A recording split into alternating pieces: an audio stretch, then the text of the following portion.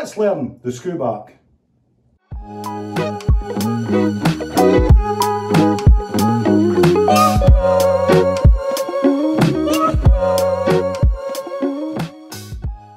Welcome back to the snooker shed, and today I'm going to welcome you to the bite-size snooker shots, and we're going to look at the screwback.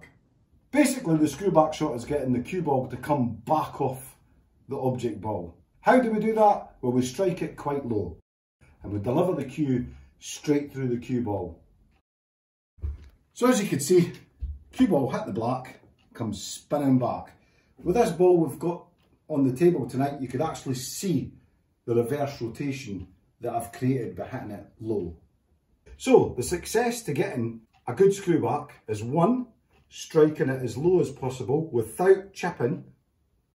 You'll notice here that I've put a bit of masking tape on the table, and it allows me to go deeper into the cue ball without damaging it when I chip the ball. 2 is delivering the cue all the way through. And 3, make sure you've got lots of chalk on your tip.